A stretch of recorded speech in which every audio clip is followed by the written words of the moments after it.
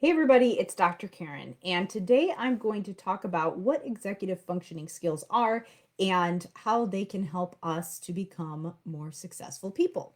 So, this is particularly for parents if you're wanting to learn these skills for yourself, but more importantly, if you're wanting to understand what skills you can foster in your children so that they eventually learn to be productive, healthy, and successful in life.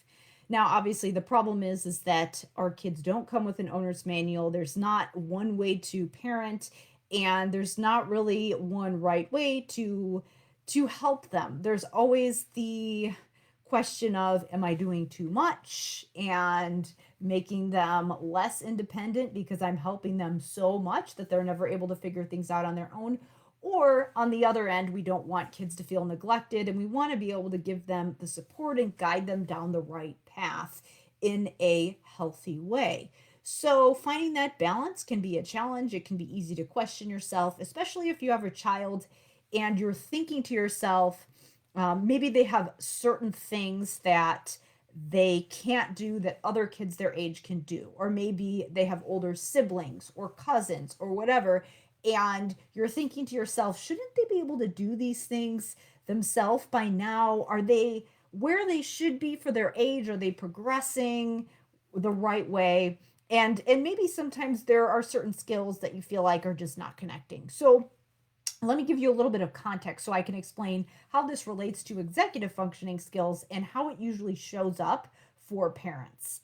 So, when I talk to parents about their concerns relating to their children, there are a couple key areas that come up. So, number one, there's behavior, compliance, motivation. A lot of times, parents will say that when they ask their kids to do something, whether it be chores, just getting ready on time, making themselves a meal independently, keeping up with their schoolwork, all of those things that they get some refusal. So their kids will refuse or they'll procrastinate or they'll whine about it or they'll do the task but it won't be done well and they might appear like they're being defiant or they're not motivated. So it can present in that way where there might be some negative behaviors that the parents want to work through, that can be challenging.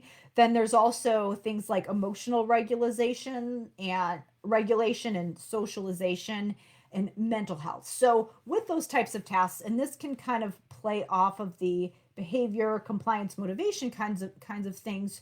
So not just how they behave, but just how they are emotionally. So maybe you have a child who is normally under certain circumstances pretty well behaved, but when they encounter some kind of unexpected changes to their routine, or if something is challenging to them and they have to stick with it, they get really emotional and don't exactly know how to regulate that and either maintain attention and focus without getting distracted or just without getting so frustrated that they have a meltdown.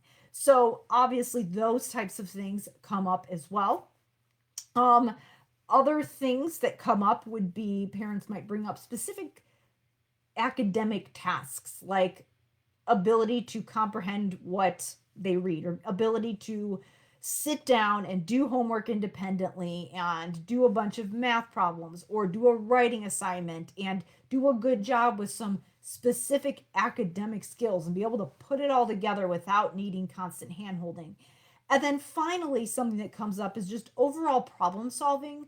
So this one can be kind of tricky. So let's say, for example, you tell your child to go upstairs and clean their room and you go up a half an hour later and they either say, yeah, it's done, and you look and it's not done, or they are up there and you go upstairs a half an hour later and they've maybe started but haven't figured out how to actually do it, and so they haven't done anything. They're just kind of sitting there dawdling or procrastinating or just cleaning but not really making any progress.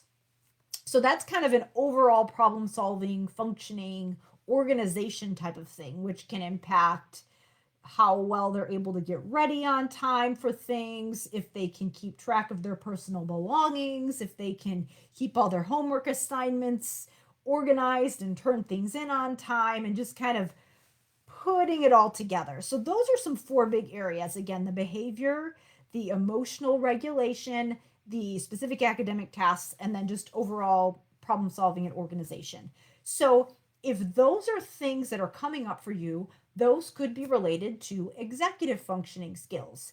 So this is especially relevant if you have a child who has some specific diagnosis like autism or attention deficit, or any other mental health condition, like or even a learning disability. So any of those things can have an impact on executive functions.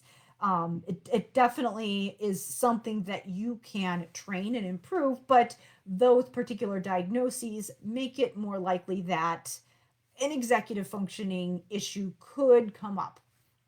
But again, like I said, the good thing is that this is something that you can certainly break down and train and improve so that your child can be more independent. But those particular diagnoses are kind of red flags that you want to look into executive functioning. And however, just, even if your child doesn't have any kind of diagnosis, they there are a lot of people who could benefit from work on executive functioning skills, even if they don't have any specific diagnosis. So, but especially if you do have a child that has a disability, this is really relevant to you. But there are actually 8 different kinds of executive functioning skills. And what these are specific behaviors that enable you to figure out how to get from point A to point B. So, executive functioning skills enable you to engage in goal directed behavior. So, for example, what I said before was cleaning your room. So, there is a specific goal at the end, and there is an idea of what that end goal looks like. What does a clean room look like? And when you have a messy room, how do you actually get from point A, which is the messy room with the laundry laying all over the place and, stuff everywhere? Maybe it needs to be dusted and all of those things. How do you get from that point to the end point? What specific steps do you need to take along the way? So, in order to do that, you need to do a number of things that all fall under the category of executive functioning. So, you need to be able to figure out what the end looks like. What does success look like? You need to be able to figure out what are the steps I need to take in order to get to the end goal. What's the first step? Where do I start? You have to figure out where to start.